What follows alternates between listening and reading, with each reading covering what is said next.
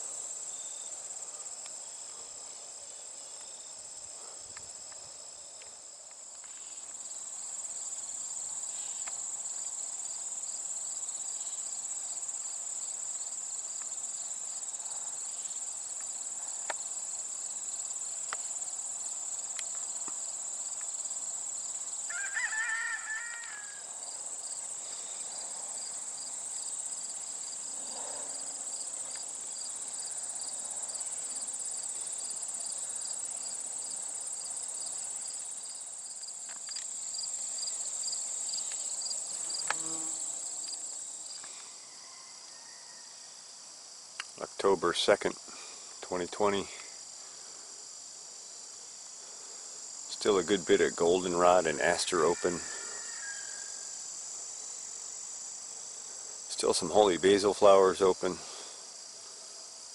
Some clover. A few other natural resources around. Bees are still bringing some stuff back. A little cooler today. Lower 60s. Might even be upper 50s. Had some rain this morning. A little bit of cloud cover. We're getting the spots of sun on and off, but definitely not the nicest weather for bees. But they're still working.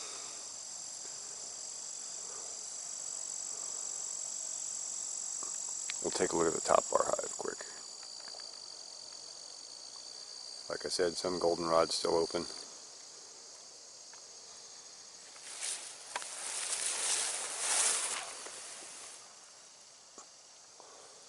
Top bar hive, still getting traffic. I was going to open this one last time this season,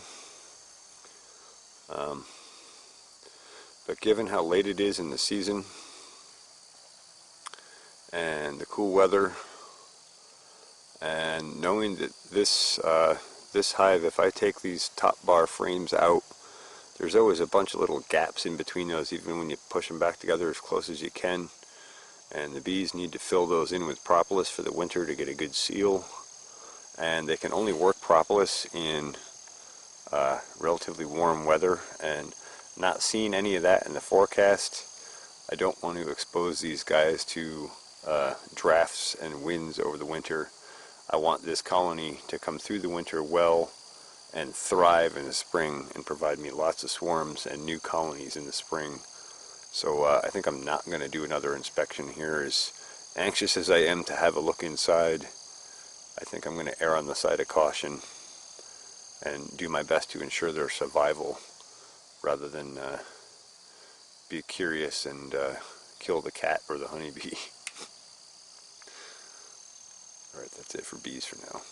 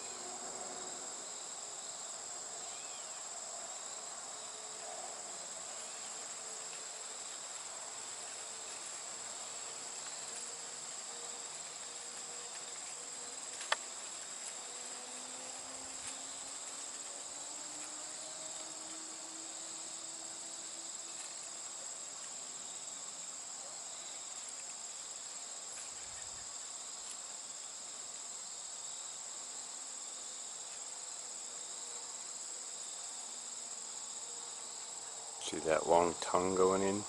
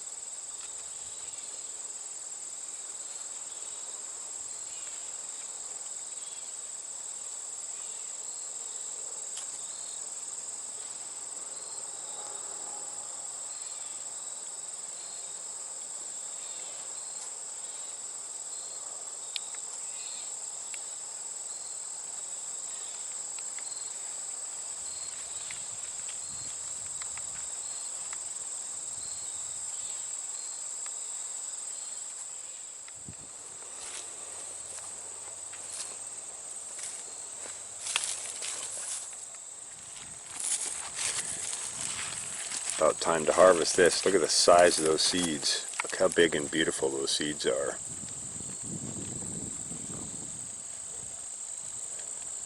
Oh man, I think next year is going to be an excellent sunflower year.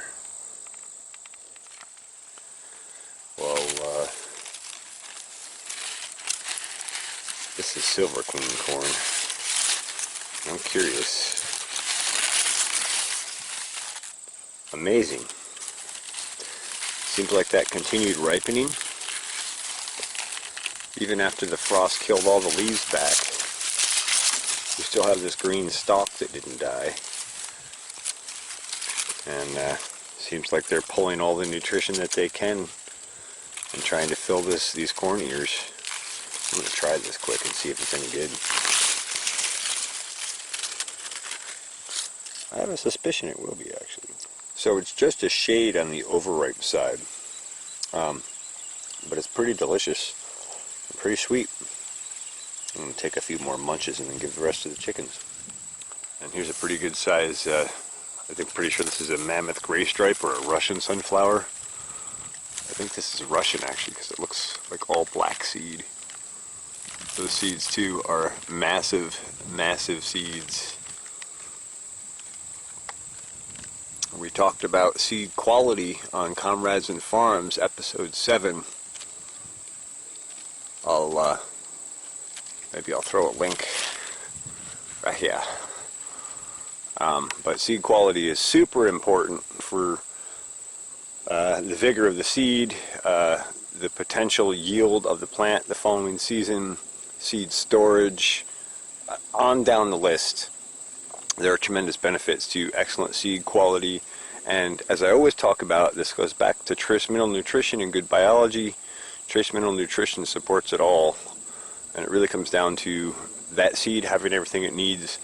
And when you plant it, when it goes to germinate, it needs to have all the energy resources available to it to set out a root and put up its cotyledon leaves so that it can reach sunlight and start building its own energy. But until that point, it doesn't have anything else to go on except all of the stored energy it has within itself. Alright, I'll throw a link to the Comrades and Farms episode. We talked more in depth about that last week on Comrades and Farms. So, just real quick here, we're out in the cover crop area. And some of these Austrian winter peas didn't drill in all the way, but they're germinating, so that's a good sign. And we also have buckwheat germinating here that was reseeded from itself. And I think that might even be a rye seed germinating. So looks like our cover crops are taking off. And I had somebody asking about worms on Comrades and Farms a couple of weeks back. and they were asking about importing worms or buying worms, and I said, you know, you can do that, but it doesn't make sense, because if you set soil conditions right, the worms will come in. Worms are in the soil already. You just got to give them an environment to come in. And this right here is a hole from a worm where a worm came up out. And you can see all this excavation here around that hole. That worm drilled that all out, and you can tell he was a pretty good sized worm. And this proves my point that if you provide the right environment, the worms will come in. You'd be amazed how many worms will come in when you do it right. And I know John Kempf talked about a farmer who had worms coming into his, I think it was his onion fields. In fact, I'm pretty sure it was his onion fields. And they had set out some very small onion plants, and the worms were actually coming up and stealing the onion plants and taking them back under the soil and eating them. So you can actually get worm populations so high that they can become a problem on your farm. But ordinarily they're not a problem, and they're an excellent benefit to the soil. Just so people know, across the worm biologically in the soil is sort of like a cross between a chicken and a cow from the digestive tract standpoint. And if you don't know anything about cows or chickens, they both have some really excellent biology in their gut that is also excellent for the soil. And let's just always remember that the soil is the digestive tract of the plant. And I talked about this worm stuff a little bit, and my friend Brad from Grow the Farm Up chimed in. He said there was a huge sort of scam market. I think it was back in the 90s or the early 2000s out in his area out in the Midwest. He's out in Nebraska. He's an organic seed breeder. And he was talking about people going around selling worms to the farmers, which is, it's really kind of a joke, because you can get the worms to come in. All you got to do is provide the environment that they need, just like anything else. Growing healthy plants, same thing. Provide the environment, the biology, and the nutrition. Make it available. They'll do the rest of the work for you. All right, let's go through the chickens. A little bit of sweet corn here. Well, hello, purdy birdies. What you doing, purdy birdies? I know this is only one ear of corn, so I know you're probably going to fight over it a little bit, but I also know you'll enjoy it.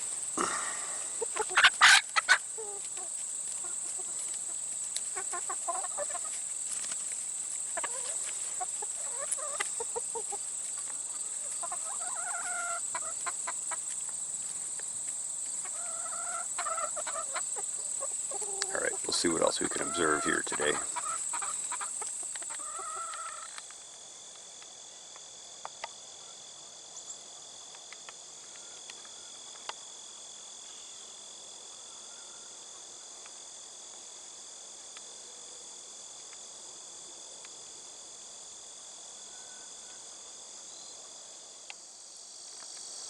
I did a time lapse of the goldenrod time lapse video about a couple of weeks ago or so, and I took all those shots right in the same spot. Just thought I would show a shot now. October 2nd, there is still some open, but most of it is gone past and is going to seed. But if you look closely in here, you can see there are still honeybees and bumblebees working this. They are still collecting pollen and nectar from it. And off of the distance there, you can see those white, fluffy, puffy things. That's milkweed having gone to seed. For those who don't know, milkweed is very, very critical to monarch butterfly reproductive cycles. In fact, they eat that exclusively. The larvae form, their worm eats that, then forms a chrysalis on that plant, and then hatches out into a butterfly. I'm hoping one of these years I can catch one of those worms on the plant. When I was a kid, my mom and I used to catch them in a field, in a cornfield up in the Catskills, and we'd bring them back and we'd put them in a terrarium. We actually got to watch the butterfly hatch out. I'm sure there's videos of that all over YouTube, but I would love to share that because it's a really fascinating process and something that's really cool to see. So who knows, maybe Maybe Mother Nature will throw me one of those at some point. Anyway, I just thought I would share a little bit about it.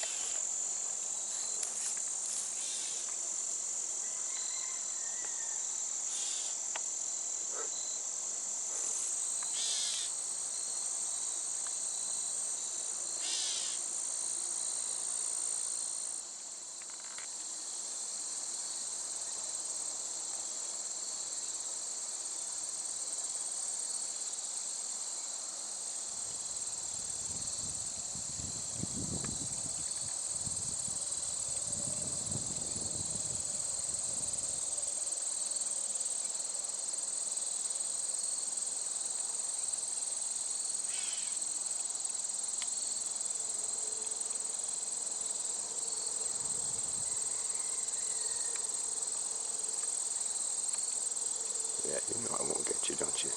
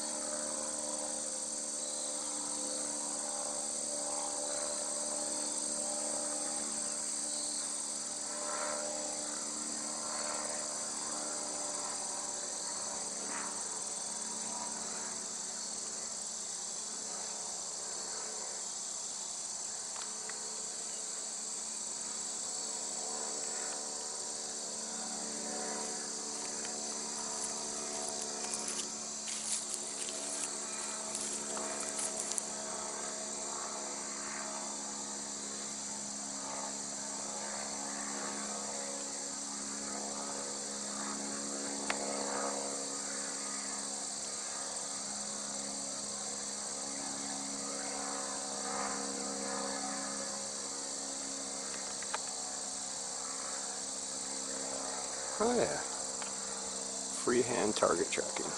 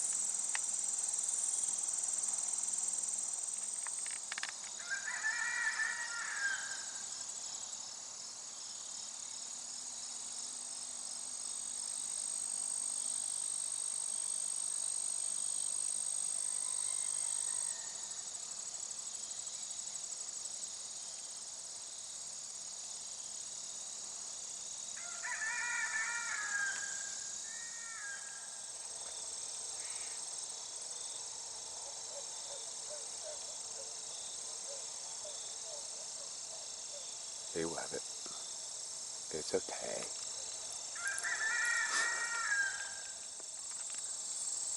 Hey, bunny buddy. What you doing?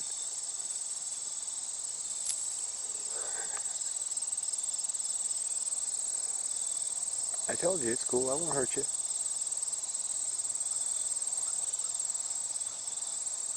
I got no problem with this guy.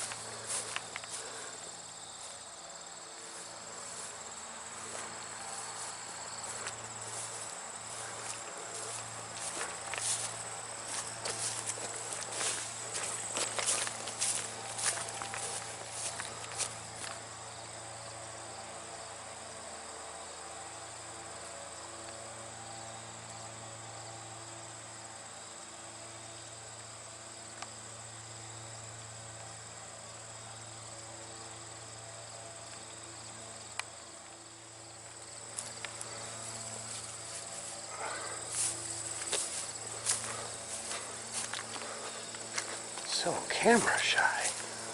So camera shy.